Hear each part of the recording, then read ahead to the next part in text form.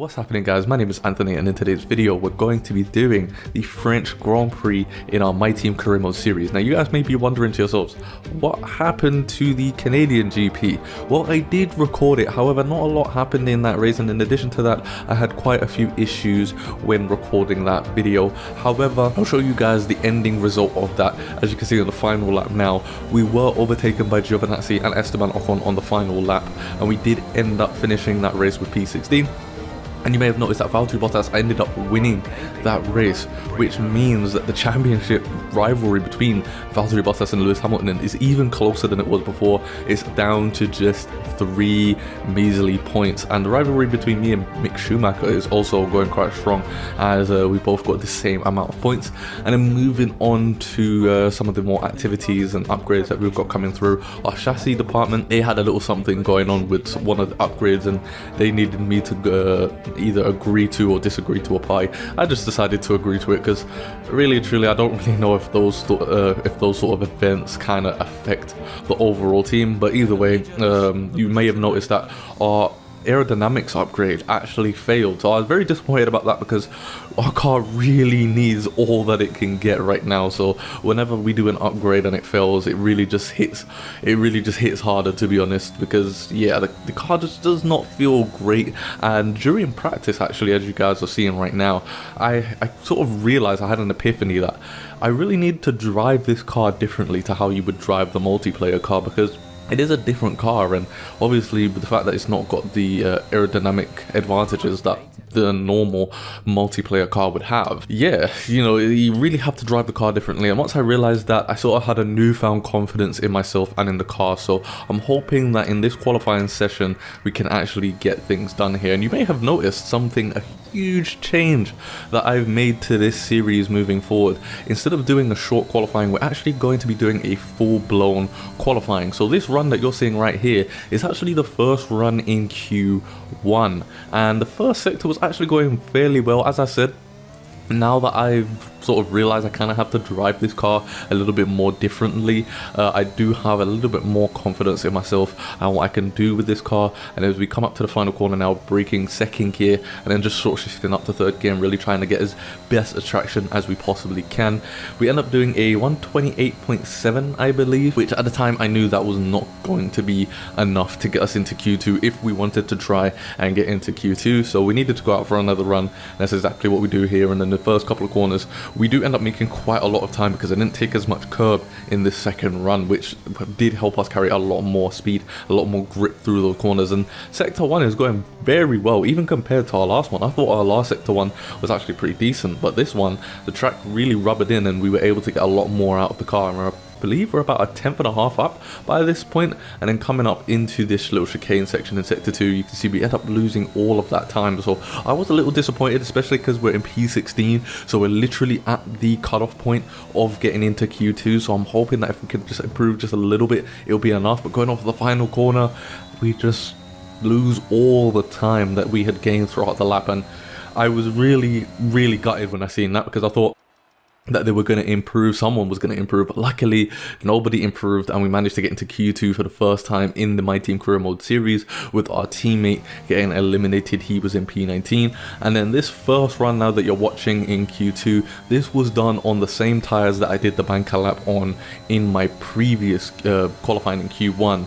So this lap, even though it was pretty decent, it was always going to be a lot slower, because the fact that, you know, I was using, I think the tires at this point were already at like 12 to 15%, so they were pretty worn out. So I knew that on this second run now that I'm on fresh tires again, I'm going to need to make every single corner count. So I'm going to leave you guys here to see a lap of France in a BA 001.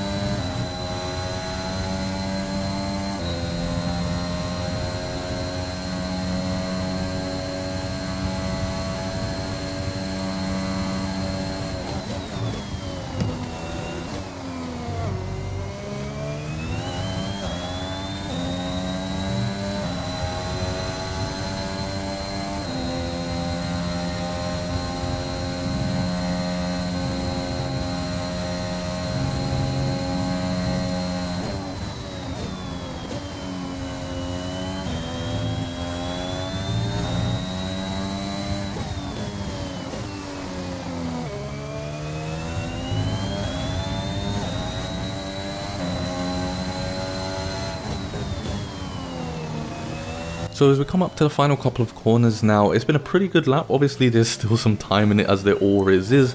However, considering the car for me has been pretty undrivable for the past couple of races, I will say that I was very happy with this lap. And we did a 28.3, which was enough to put us in P14. So not close to Q3, but with our car, you wouldn't really expect us to get into Q3. But anyways, let's get straight into the race and see how well we can do.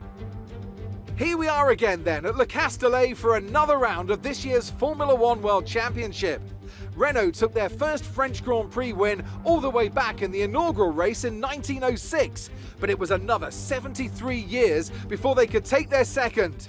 I'm sure Alpine will be pushing hard to delight the local fans here today. Mastering a lap of Paul Ricard means getting to know 15 corners, 6 left and 9 right, for an overall lap distance of 3.6 miles. The two halves of the long Mistral Straight are separated by a heavy braking zone into a potential overtaking hotspot at the Chicane Nord. And watch out for the drivers running onto the distinctive coloured stripes, which are low in grip and highly abrasive.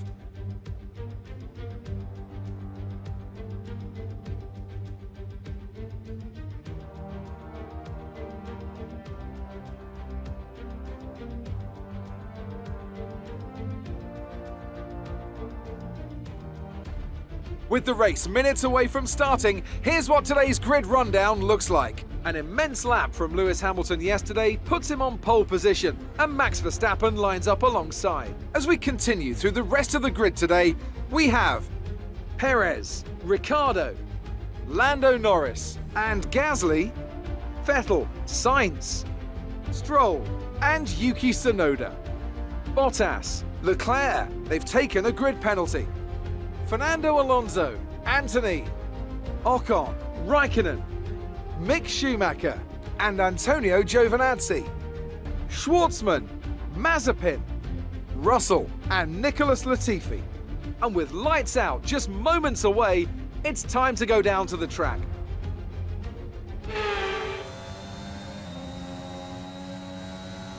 So as we move on to the formation lap now, let's take a look at the race strategy. We're going to be doing a medium to hard strategy with 0.8 laps of fuel extra. So as we get into the race, we've got 3 red lights, 4 red lights, 5 away we go. And Charles Leclerc, who started on the soft compound of tyres, even though he's outside of the top 10 because he was originally inside of the top 10, got a terrible start. And Ocon, he's made up like 2-3 positions already, so he's had an amazing start on those mediums.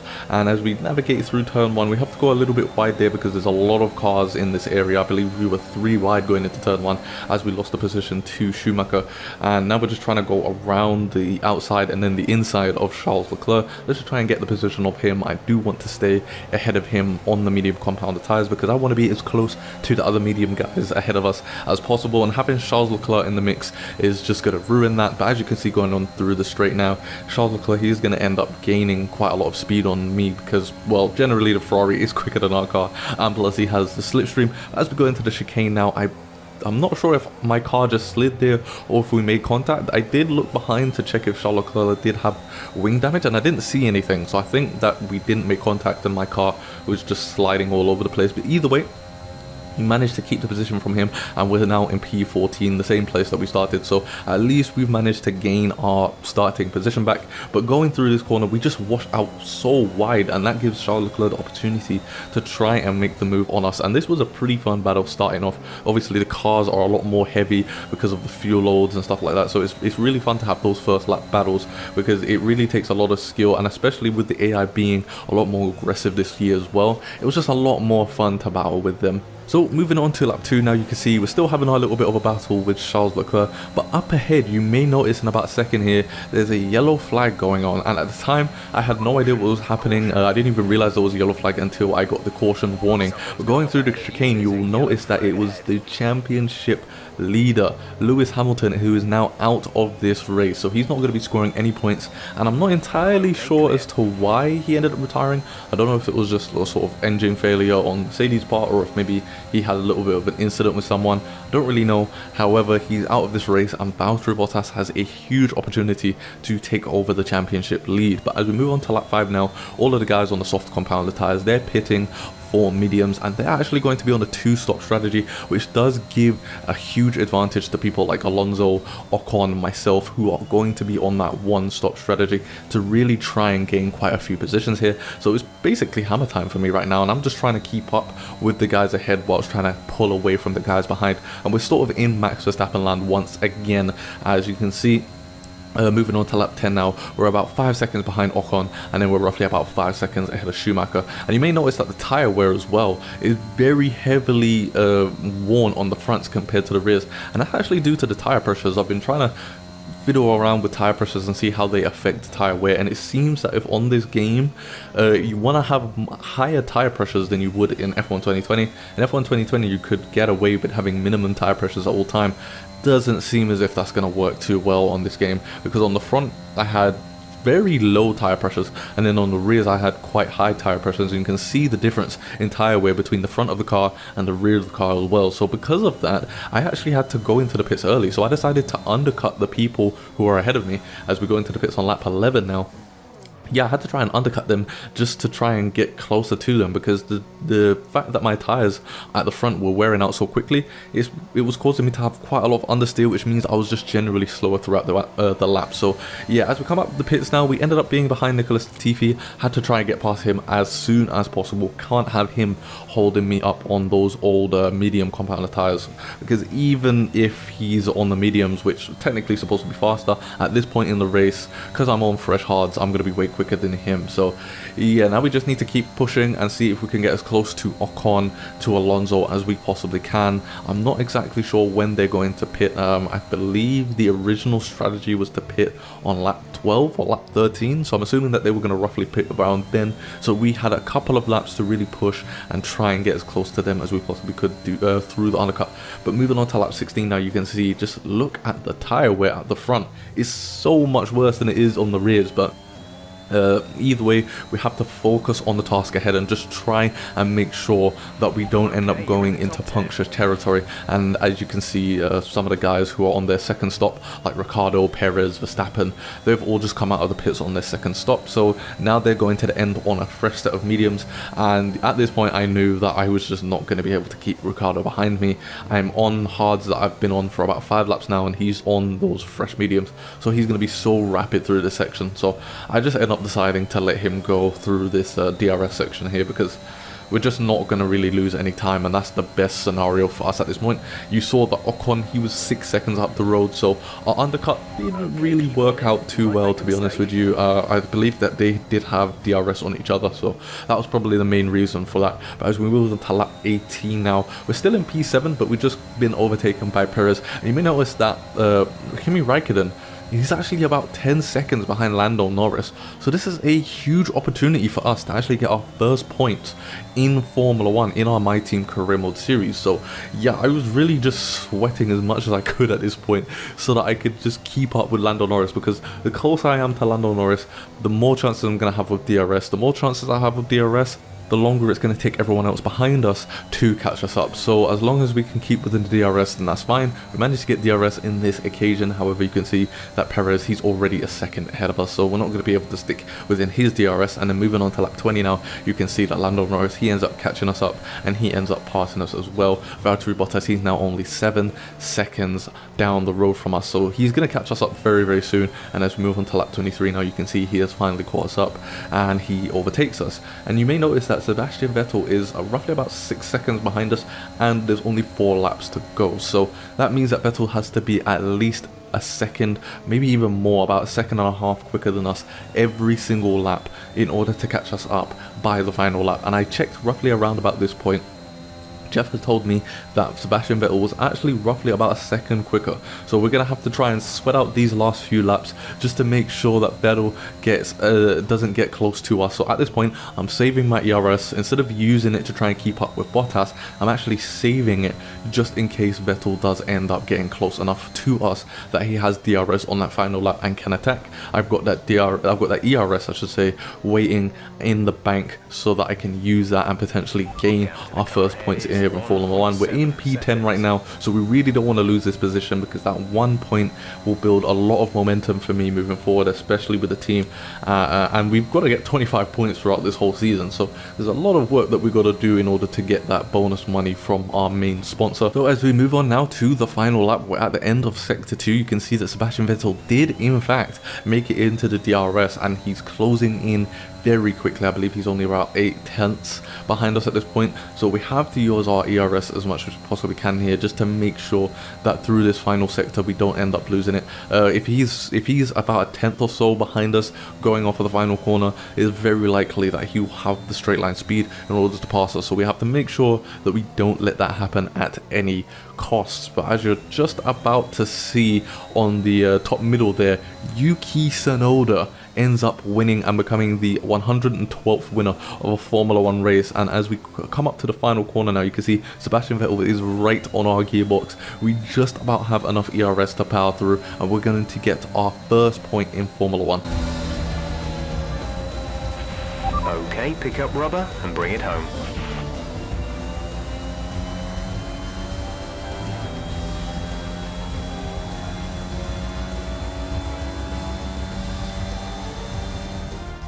A great race then, and a fantastic victory here at Paul Ricard.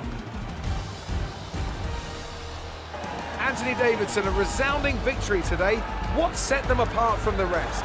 I think the key here was just the quality of the racecraft, you know? I mean, how many overtakes did they make overall? I'm sure we have a stat person keeping score somewhere, and it was fantastic to watch, wasn't it? This is a strategic sport at the end of the day, but it's always really gratifying to see close-fought battles on track. It's what all the fans are after.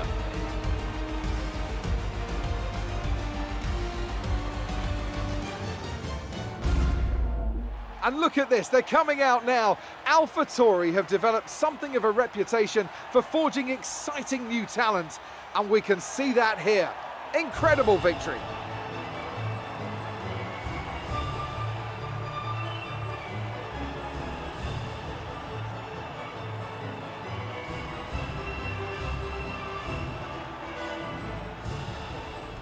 So yeah guys, what an insane podium. Yuki Tsunoda ends up winning this race, followed by Fernando Alonso and Lance Stroll finishing off that podium. And then we've got Verstappen, Ricciardo, Perez, Norris, Ocon, Valtteri Bottas and myself rounding off the point scorers. We finally managed to get our first points in this My Team Career Mode series. And then we've got Vettel, Leclerc, Sainz, Raikkonen, Schumacher, Giovinazzi, Schwartzman, Mazepin, Russell and then Latifi. And then we've got Pierre Gasly and Lewis Hamilton rounding off our DNFs. So the championship leader, he DNFs. So what does that mean? It means that Valtteri Bottas is now tied with Lewis Hamilton. So it's very close between the Mercedes guys, and I believe Sergio Perez is 12 points behind. We've now moved up to P15 in the championship, and now our team as a whole has moved up into 8th place in the constructors.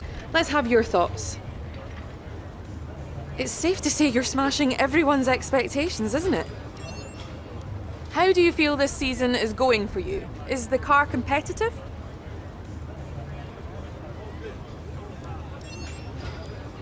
Appreciate your time.